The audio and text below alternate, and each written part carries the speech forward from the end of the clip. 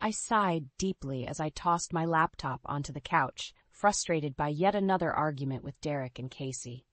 It was like a broken record, playing the same tune of disrespect and dismissal over and over again. "Is it really too much to ask for a little help around here?" I said, glaring at Derek lounging in his recliner, engrossed in some mindless TV show. "I work just as many hours as you do, but somehow all the household responsibilities fall on me." Derek barely looked up from the screen. "If you have a problem with how things are, then maybe you should quit your little hobby and focus on being a better housewife." My blood boiled at his condescending remark. "My little hobby is a successful freelance design business that brings in half our income, you ungrateful ass." Casey snickered from the couch, his eyes glued to his phone. "Yeah, but let's be real. Dad's the one with the real job carrying this family." I whirled to face him, my frustration reaching a boiling point. "You've got a lot of nerve, mooching off us while contributing nothing but snarky comments." Derek finally looked up. "Don't talk to my son that way. If you did your job right, he wouldn't have to lift a finger." That was it, the final straw. I grabbed my purse and headed for the door, emotions raging inside me. You know what? I'm done. I'm so damn tired of being disrespected and taken for granted in my own home. "Where are you going?" Derek called out, a hint of surprise in his voice. I paused at the door, turning to face them both with a defiant glare. "Somewhere I'm appreciated. Don't bother calling until you've learned to value everything I do for this family." With that, I stormed out, slamming the door behind me. No more being a doormat. From now on, they were going to realize exactly how much I contributed, and just how invaluable I truly was. I pulled into the parking lot of the Bluebird Motel, a small establishment on the edge of town. It wasn't the Ritz, but it would serve its purpose, providing me a quiet refuge to work and gather my thoughts after that disastrous argument. As I entered the modest room, I tossed my bag on the bed and opened my laptop, desperate to meet the looming deadline for my latest design project. With a deep breath, I tried to push aside the swirl of emotions and focus on the task at hand. But my mind kept drifting back to the years of being dismissed and disrespected by Derek and Casey. All the nights I stayed up late, burning the midnight oil to meet client demands while still handling all the household responsibilities. The endless loads of laundry, grocery shopping, meal prepping, tasks that went completely unappreciated by my so-called family. Tears of anger and hurt stung my eyes as I recalled Derek's callous words, reducing my thriving design career to a mere hobby. As if the income I brought in wasn't just as vital as his paycheck in keeping our household afloat. And Casey was no better, content to leech off our hard-earned money while mocking my contributions. The smug entitlement radiating from that spoiled brat made my blood boil. No more. I was done being the unsung hero, the unappreciated workhorse of the family.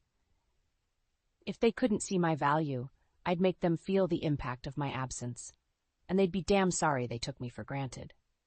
With renewed determination, I attacked the design project, pouring all my frustration and pent-up resentment into creating something truly exceptional for my client. I'd show them all what a little hobby could achieve when passion and talent joined forces. By the time the first rays of dawn peeked through the curtains, I had put the finishing touches on what might be my best work yet. A small, satisfied smile crossed my lips as I hit send on the file. "That's just a taste of what you've been overlooking, fellas," I muttered under my breath. "Get ready, because you haven't seen anything yet." After basking in the satisfaction of delivering a stellar project, I turned my attention to the next phase of my plan.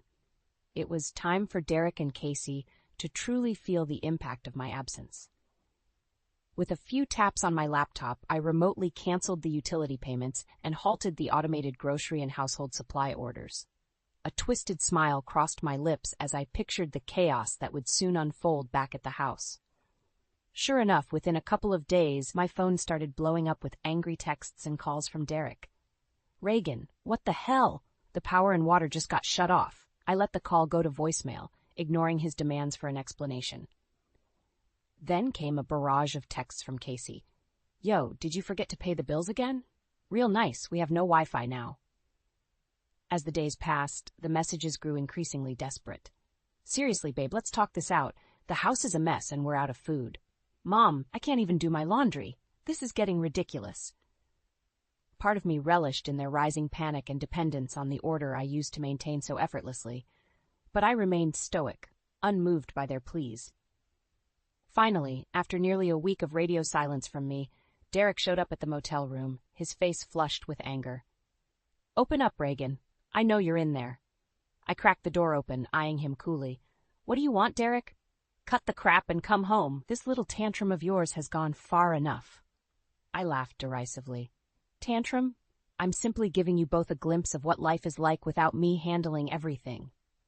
Derek's eyes narrowed. "So what, you're holding the household hostage? Real mature, Reagan."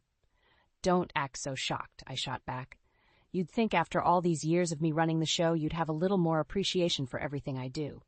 To my satisfaction, Derek's bravado faltered, seemingly at a loss for words. "Don't worry," I continued. "I'm happy to restore order and make your life comfortable again. But first, you're going to start showing me the respect I deserve around here." With that, I shut the door in his stunned face, leaving him to stew in the disarray he once took for granted. A couple days after my confrontation with Derek at the motel, I decided to pay my mother, Vivian, a visit. I needed a break from the escalating tensions with my husband and stepson, and her place had always been a peaceful refuge. "Honey, it's so good to see you," she said as she ushered me inside, "though I wish it were under better circumstances." She gave me a concerned look. "Derek called, ranting about you refusing to come home. What's going on?" I sighed, plopping down on her well-worn couch. "The usual, Mom, me doing everything while he and Casey treat me like a glorified maid." I shook my head. I finally put my foot down, and now they're feeling the consequences.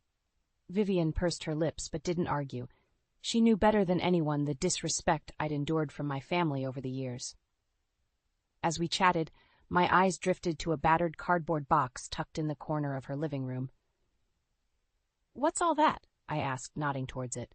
"Oh, just some old papers and mementos," she replied with a dismissive wave. "I was going through the attic and found it mixed in with your father's things." My curiosity was piqued, and I rose to take a closer look. Vivian didn't object as I began sifting through the box's contents, a jumbled assortment of letters, receipts, and other documents. That's when I spotted it, a stack of banking statements and overdue notices from several credit card companies, all addressed to Derek. "Mom, what is all this?" I asked, a sinking feeling in my gut. Vivian peered over my shoulder at the papers. "I'm not sure, dear. Your father never mentioned anything about money troubles."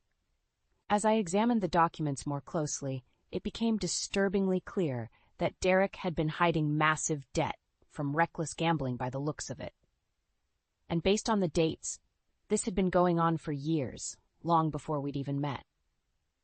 Anger and betrayal lanced through me as I realized he must have been siphoning funds from our joint accounts to cover his losses and avoid collections. Memories flashed of all the times I'd carefully budgeted for household expenses, only to have my figures thrown off with no explanation. My hands shook as I gathered up the damning paperwork. That lying, cheating bastard! Vivian's eyes widened at the venom in my voice. "Reagan, what's going on?" I took a deep breath, steadying myself as I rose. "Just found another reason to stick it to Derek, that's all." I marched out of her house, plans for revenge taking shape in my mind. Derek wanted to see how valuable I was to our household? Well, I was about to demolish his world, starting with the crumbling financial facade he'd worked so hard to maintain. Armed with the evidence of Derek's deceit, I felt a renewed sense of determination. It was time to take my revenge to the next level and really make him squirm. I marched back to the house, the box of incriminating documents tucked under my arm. To my surprise, the front door was unlocked. Clearly, Derek had grown complacent in my absence. "You've got a lot of nerve showing your face here," Derek spat as I barged into the living room. Casey looked up from his phone, eyes widening. Hey, Reagan?" I ignored them both, dropping the box onto the coffee table with a thud. "You want to know why I've been refusing to come home? Take a look." Derek frowned as he riffled through the papers, but his expression quickly morphed into one of horror. "Where did you get these?" he hissed. "Oh, from your stash of secrets you've been hiding all these years," I countered. "Nice gambling habit, by the way. Been having fun blowing through our savings? Casey's brow furrowed in confusion. Wait, what's going on? Stay out of this. Derek snapped at his son before turning his glare back to me. You had no right going through my private affairs. I scoffed loudly. Private affairs? You mean the affairs you've been keeping from me while draining our accounts behind my back? Realization seemed to dawn on Casey's face as he looked between us uncertainly. Derek, meanwhile, had gone pale. Seizing the opportunity, I pressed on. Here's the deal. Either you shape up and agree to some serious counseling to work through this massive betrayal. I let the words hang in the air as Derek clenched his jaw. Or I take these papers and every shred of evidence about your reckless behavior public. For a moment, Derek seemed to weigh his options. His jaw twitched as his gaze flickered between me and the documents. You're bluffing, he finally said, though his tone lacked conviction. Am I? I challenged, stepping closer until I was nose to nose with him. After all these years of me covering for you, playing the dutiful wife while you ran around like a selfish child, I'm done with your crap, Derek. It's time to face the consequences. Derek opened his mouth to respond, but seemed to think better of it. A tense silence stretched between us, the air thick with unspoken anger and resentment. Finally, Casey cleared his throat. Maybe you guys should just, go to that counseling thing? His expression was almost pleading as he looked imploringly at his father. Derek's nostrils flared, and I could see the war raging behind his eyes, pride battling pragmatism. With a decisive sneer, he seemed to make his choice. Forget it, he spat, whirling on his heel and storming out of the room, leaving a stunned Casey gaping after him. A cold smile crept across my lips. If Derek thought this was the end, he was sorely mistaken. I was just getting started. Derek's obstinate refusal to face his issues and attend counseling was the final straw. If he wanted to cling to his misguided pride, so be it, but he wouldn't be dragging me down with him any longer. It was time to expose him for the deceitful, reckless man he truly was. I spent the next few days meticulously gathering evidence, documentation, and personal accounts that portrayed Derek's shameful behavior. With a little creativity and some slick graphic design work, I crafted a damning expose that left no room for doubt regarding his gambling addiction and shady financial dealings. Finally, I took to social media and various community forums, blasting out the incriminating compilation far and wide. Within hours, the reactions began pouring in. Oh my God, I had no idea the Moros were dealing with this. Derek always seemed like such a stand-up guy. This is horrible. How could he do this to his wife and family? Disgusting. I watched with grim satisfaction as Derek's meticulously crafted public image crumbled in the wake of his hidden indiscretions being aired for all to see. But I didn't stop there. No, Derek's humiliation would be complete. Leveraging my finely honed marketing skills, I launched a promotional campaign for my design business that highlighted my personal journey of perseverance and self-empowerment. Inspirational graphics, uplifting messaging, and carefully selected testimonials from clients painted a portrait of the talented, resilient woman I was, in stark contrast to the disgraced scoundrel I'd endured for far too long. Within days, my social media was ablaze with an outpouring of support and admiration. New business inquiries flooded my inbox, and my following skyrocketed as people rallied behind the heartwarming story of my professional triumph over personal adversity. Amidst the whirlwind of attention, I received a call from Derek. His voice was low, seething with impotent rage. "You're ruining me," he growled. "Is that what you want? To see your husband lose everything while you bask in the spotlight?" A cold smile crossed my lips as I reveled in his pain. "I want the world to see the truth about who you really are," I replied evenly. "As for me, I'm simply rising from the shadows you kept me trapped in and shining a light on my own worth." There was a pause, then Derek exhaled a shuddering breath. "You're going to regret this," he grated out, then abruptly hung up. But as I surveyed the overwhelming positivity surrounding my newly empowered image, I felt nothing but vindicated resolve. Derek had sown the seeds of his own demolition. I was simply the one bold enough to finally reap what he deserved. In the aftermath of my explosive revelations about Derek's misdeeds, the fallout was even more satisfying than I could have imagined. His reputation in tatters, he became a pariah, the subject of gossip, and disdainful whispers wherever he went. But the true coup de grace was his rapidly deteriorating financial situation.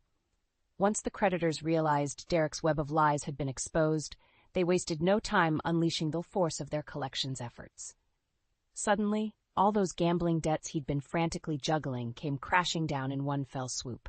It wasn't long before Derek was knocking at my door again, this time with a very different demeanor. Gone was the arrogant bluster, replaced by the pathetic, almost groveling air of a man watching his life unravel. "Reagan," he began, his voice uncharacteristically meek. "You've made your point. You win, okay? I was wrong and I screwed up badly." I folded my arms and eyed him coolly, unmoved by his obvious attempt to play on my sympathies. "What do you want, Derek?" he sighed, rubbing a hand over his face warily. "I need you to come home. Help me straighten this nightmare out before I lose everything." A harsh laugh escaped my lips. And why exactly would I do that, after all the lies, the deceit, the blatant disrespect? I shook my head slowly. "No, you made this bed, Derek. Time to lie in it." Frustration flickered across his features. "Don't be unreasonable, Reagan. Our lives, our finances, everything is intertwined. If I go under, it'll drag you down too." "Maybe you should have thought about that before gambling away our future," I countered flatly. Derek opened his mouth, no doubt, to offer another guilt-ridden appeal, but was cut off by an unexpected voice. "She's right, you know." We both turned to see Casey emerging from the shadows. His expression hardened. "You only have yourself to blame for this whole disaster." Derek's eyes widened in surprise and hurt at his son's accusatory stance. "Casey, you're taking her side? After everything I've done for you?" But Casey remained resolute, his jaw set in grim determination. "No, Dad. I'm just seeing the truth for what it is, instead of letting you feed me more lies." He shook his head slowly. "Reagan's the one who's been holding everything together, while you jeopardized it all with your selfishness." A muscle twitched in Derek's cheek as he struggled to find a rebuttal, but nothing came. In that moment, he looked utterly defeated, just a sad, pathetic shadow of the arrogant blowhard he used to be. I couldn't help but feel a surge of vicious satisfaction at seeing him crumble, forced to confront the consequences of his ego and the crumbling facade of the life he'd built on my sacrifice.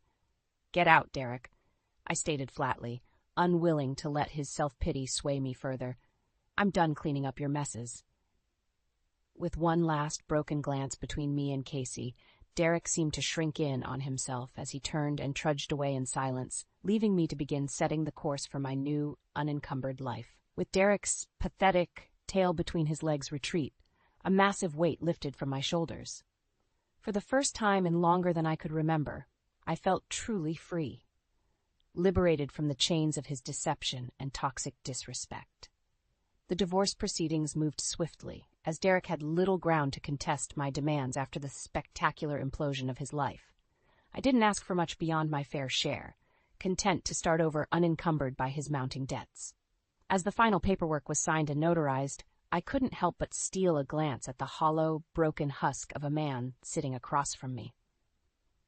How quickly the once smug, arrogant Derek had crumbled in the wake of his own hubris. Part of me felt a twinge of pity, but it was overwhelmingly overshadowed by the immense sense of relief washing over me. "This is really what you want?" he asked, his voice barely above a mumble as he stared blankly at the divorce decree. I met his gaze levelly, my jaw set in firm resolution. "It's what I deserve, Derek, to finally be free of your lies and disrespect." He opened his mouth as if to protest further, but seemed to think better of it. With a slow, resigned nod, he scribbled his signature and pushed the papers back across the table. Just like that, it was officially over between us. I was a new woman, unshackled from the unhealthy dynamic that had stifled me for far too long. In the days that followed, I wasted no time in beginning my new chapter. The money from my divorce settlement, combined with the windfall of new business from my viral campaign, allowed me to purchase a cozy 2-bedroom house just outside the city. Simple but chic, it was the perfect fresh start, tailored to my solo needs, though I did make sure to convert the spare room into a comfortable suite where my mom could stay whenever she liked. "This place is just perfect for you, honey." Vivian gushed as I gave her the grand tour during her first visit. A warm, proud smile crinkled the corners of her eyes as she pulled me into a tight embrace. "I'm so incredibly proud of the way you stood up for yourself."